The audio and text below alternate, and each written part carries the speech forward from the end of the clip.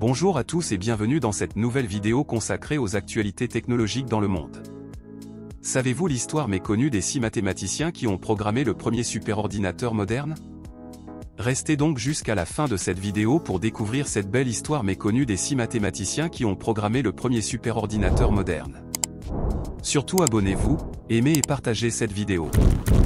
L'un des plus grands secrets de la guerre, une machine étonnante qui applique pour la première fois des vitesses électroniques à des tâches mathématiques jusqu'alors très difficiles à résoudre et encombrantes, a été dévoilée ce soir par le ministère de la Guerre, rapportait le New York Times le 14 février 1946.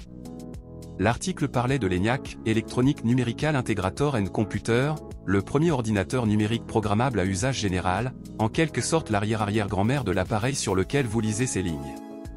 L'article précise qu'il a été inventé et perfectionné par 2 jeunes hommes de la Moore School of Electrical Engineering, Dr. John William Molschi, 38 ans, physicien et météorologue amateur, et son associé Gilles Prespe-Eckert Jr., 26 ans, ingénieur en chef du projet. Il ajoute que beaucoup d'autres personnes de l'école ont également aidé. Il a raconté que le gouvernement avait donné son feu vert au projet en 1943 et exactement 30 mois plus tard, l'ordinateur l'était terminé et fonctionnait, faisant facilement ce qui avait été laborieusement fait par de nombreux hommes qualifiés.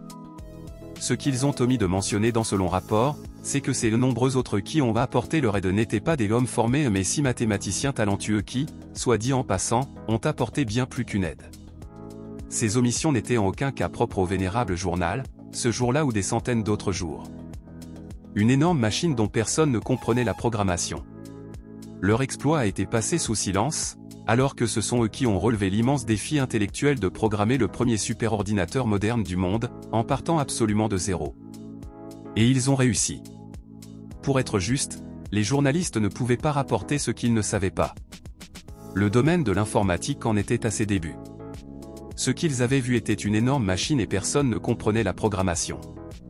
D'ailleurs, on ne leur en parlait pas. Bien qu'ils aient assisté à la première présentation publique du superordinateur le 1er février, on leur a demandé de servir le café pendant l'événement. Ils n'ont même pas été invités à la deuxième démonstration 2 semaines plus tard, à laquelle ont assisté des personnalités de la communauté scientifique et technologique, ni au grand dîner de luxe avec le chef de l'Académie nationale des sciences des États-Unis pour célébrer l'exploit. Ce n'est que des décennies plus tard que l'avocate, informaticienne et historienne Catherine Clément, auteure du livre Proving Ground, a découvert leur existence. Elle avait découvert l'existence des programmeuses de l'ENIAC lorsqu'elle était étudiante à Harvard dans les années 1980 et qu'elle est tombée sur des photos de l'ordinateur historique. Des ordinateurs sous-scientifiques.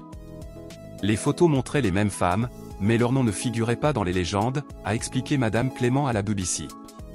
Obsédée par leur identification, elle a consulté Gwen Bell, cofondatrice puis directrice du Computer History Museum.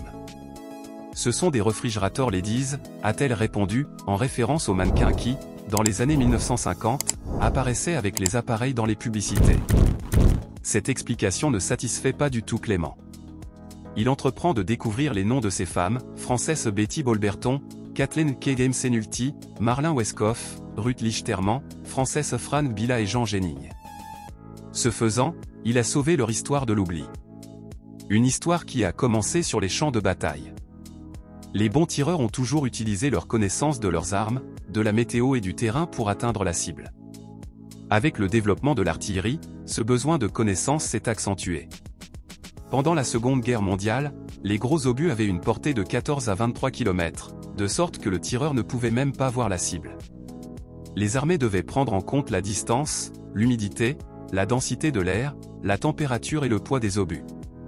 Lorsque les troupes emmenaient des unités d'artillerie dans le désert, la différence de terrain par rapport à l'Europe exigeait une nouvelle série de calculs. Ces calculs permettaient de déterminer assez précisément l'angle de tir du canon pour atteindre la cible.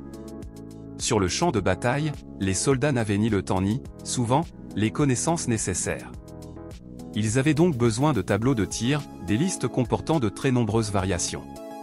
Pour les réaliser, l'armée américaine a recruté plus de 100 personnes qualifiées, seulement des femmes, car les hommes, à qui l'on aurait confié ces tâches, étaient sur le front. L'ordinateur était une personne avant d'être une machine, a déclaré Clément. Mais parce qu'ils n'étaient pas des hommes, leur rang était de sous-professionnel ou sous-scientifique. De la retenue à la responsabilité. Pendant que les ordinateurs effectuaient les calculs laborieux, Molschi, Eckert et une équipe d'hommes s'affairaient à monter la machine dont ils avaient promis aux militaires qu'elle réduirait le calcul de la trajectoire balistique d'une semaine à quelques secondes. Les deux équipes travaillaient au même endroit, la Moore School of Electrical Engineering de l'Université de Pennsylvanie, à Philadelphie, mais séparément. En fait, il y avait un grand panneau qui disait « Restricted » sur la porte de la salle de l'ENIAC, et les femmes n'étaient pas autorisées à y entrer. Lors que la guerre touche à sa fin, Molchy et Eckert confirment que le matériel expérimental, 2,5 mètres de haut, 25 mètres de long et pesant 30 tonnes, fonctionne. Personne n'était vraiment sûr que ça marcherait, note Clément. Mais, lorsqu'ils ont examiné le contrat, ils ont remarqué que ce qu'ils devaient livrer aux militaires n'avait rien à voir avec l'ENIAC. Leur mission n'était pas de construire une machine, mais de construire une machine qui calculerait la trajectoire de la balistique, a-t-elle ajouté. C'est alors qu'ils ont choisi les 6 meilleurs ordinateurs et leur ont dit « Nous l'avons construit, vous devez le programmer. Et nous aimerions voir le programme rapidement. » À tâtons. Bien qu'il s'agisse de mathématiciens hautement qualifiés, il n'y avait pas de feuille de route. Ils nous ont donné ces énormes blocs diagrammes, et nous étions censés les étudier et trouver comment les programmer. Évidemment, nous n'avions aucune idée de ce que nous faisions, se souvient l'un d'eux. Ils devaient tâtonner dans l'obscurité pour trouver la solution. Aucun des centaines de langages de programmation qui existent aujourd'hui n'existait. Vous ne pouviez même pas vous asseoir devant l'ENIAC et écrire les instructions. Il n'y avait tout simplement pas cette possibilité, a déclaré Clément. C'est pourquoi j'ai trouvé les étapes qu'ils ont franchies si fascinantes, ajoute l'informaticienne. Merci d'avoir visionné cette vidéo, nous espérons qu'elle vous a plu. Abonnez-vous et partagez cette vidéo pour ne rien manquer de nos nouvelles publications.